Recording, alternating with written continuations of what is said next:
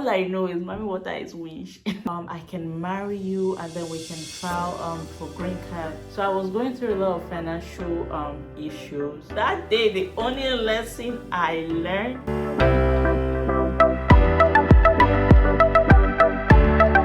Hello everyone, thank you for stopping on my channel. You are highly welcome if you are new on this channel. My name is Jemima and I do have my baby right here with me, so please bear with me. There will be some background noise. I am working from home. I'm currently on lunch and I don't have anyone to help me watch her while I make this video, so please bear with me. And in today's video I will be sharing with you the reasons why you should be wary or careful with the kind of help you get from people. Please ignore that sound. I hope it's not too loud on here. But if you relocate to a completely different country, yes, don't get it twisted. You need help. Help is very important for you to settle in any country you go to. So like I was saying, don't get this twisted. This video is not in any way trying to discourage you from getting help. Me personally, I have only gotten to where I'm at because of the help I received from people. I'm only trying to let you know to be very careful and very wary. Like just don't go getting help with a blind eye. Some people are there to lift you up, some people are there to bring you down, basically. So I will share my own personal experience, and obviously everybody has their own experiences. Some people might have not even experienced a bad helper, but me personally, I have experienced both. So the first person I will be talking about was the man I mentioned in my vlog. If you haven't seen the vlog, I will link it down below. He basically was preaching to me about believing in your ancestors, Mami Water, that he read so much about it. He shared universe thing. I didn't really understand the whole thing, but how that started was I used to work at a place that he actually came to my place of work, and then he heard my accent and he asked me where I was from. I told him I was from Nigeria, and that was basically how it all started. And he told me about this, that he knows a lot of Nigerians, and the man was is African American, by the way. He told me he knows a lot of Nigerians, like, you know, not on that basically Nigerians that grown-ups, you know, people that are not students. He said that they have like a Nigerian association that was, you know, outside the campus associations that I know. It's like, you know, they travel to like Houston, Dallas and stuff like that for their celebrations, and you know what associations do. So I was really happy. I was like, oh wow, that's cool, you know, everything.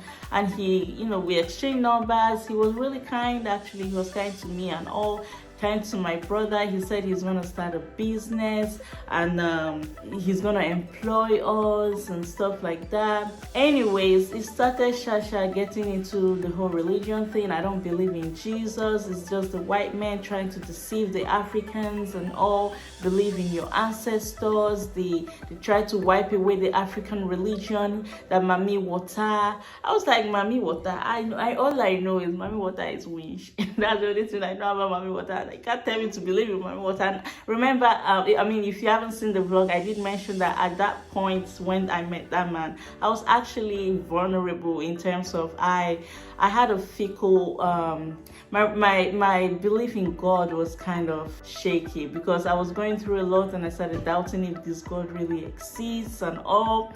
But it all boiled down to the devil. The devil was trying to tempt me, you know, but I didn't fall for anything he said. I didn't do any of those things. And then obviously as international students, you can't work off campus. You are only limited to working on campus for 20 hours in a week, which mama, please stop that. No, they hear. Oh yeah, stop it. International students cannot work off campus, so basically our finances will be low, you know. So I was going through a lot of financial issues, and it was really a lot for me to bear. And this man was like, you know what, in order to help you, I can marry you and then we can file for green card. And I was like, first of all, I can't marry because of green card, like, nah. And you're like 50 something and he is married with kids. So I sure didn't take that, God forbid. So yeah, I mean, there's more to it, but that's what I'll share right now. So yeah, that was the first listen. I did cut I cut communications with him and everything. The next this next one I'm about to share is intense, okay? This last story, it has nothing to do with me regretting, anything. This man is such an amazing man till now, like someone that's so amazing. I don't have contact with him, but if I do, I'm gonna really be glad to even see him and all. So this was it's a man that on campus, he was like, him and his wife were like in their 70s. He's actually a white man, and he used to like come to our apartment. I had a roommate that was from Vietnam, and he used to invite us to church, and then after church we'll go to his house for Bible study. So what happened was, this day he kept inviting me. I just kept turning him down. So on this fateful day, I was like, you know what, let me just go to church with this man. And now this was like 2017. It was basically me trying to get my life back into Christ and all. I didn't go to church for like an entire year, like the previous year. So it was like my first time even going to church, and I went like for the morning service. So he came and picked us up and we went to church. Then after church we went to his house. Now the man's house is in one area that I didn't even know existed in Ruston. It was like there was no even network, no internet, no service to call on the phone. There was absolutely nothing. It was out in the bush. Like I was even like, do you guys even get mail services in here? Like, I don't know how they have electricity there, but yeah, it was really far into the bush. You will not see any other house on your way to that house. And when I got there were other international students that drove there. Apparently, they were all having Bible studies and stuff. I didn't know. That was my first time. So they actually fed us. It was his wife made some food and we ate. And this man, we had our Bible study, we ate. And so while we're eating, first of all, the main thing I didn't even say is that when I first, entered his house and all, this man had like 10 cats, 5 dogs. Like, he had a lot of animals. Now, animal people don't come for me. I just don't like animals. Not the fact that, I despise animals. No, it's so hard for me to touch a live animal. I don't know how you people do it. I've tried it times without number. I don't like them licking. It's not, the way they feel on my hand, like holding a live animal, it's just weird. I just don't like it. So I'm not used to it. But hey, I was still there. Now we were eating. First thing that I noticed was that this man had this dog that he said the dog was 14 years old and it's an old dog or whatever. And he gave the dog something to eat. The dog ate, and I literally saw the dog's tongue and everything on the man's finger. And something fell into the man's glass cup of, juice or something. And the man used that same hand to pick the thing with his finger out of his listen.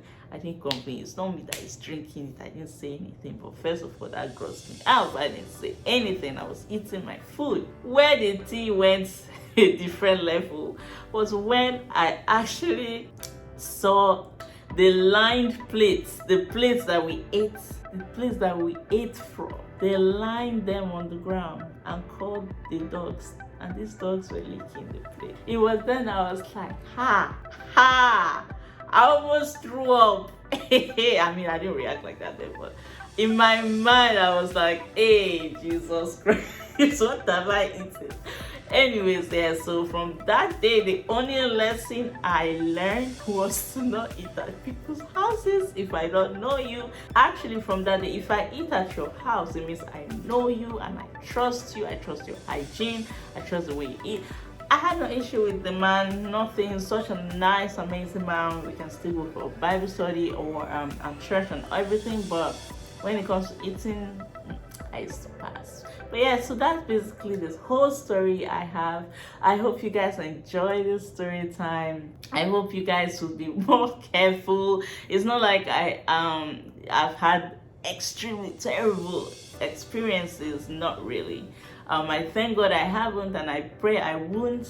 And yeah, like, get help from people. Like, it would help you to settle down in your new country, and people really are willing to help.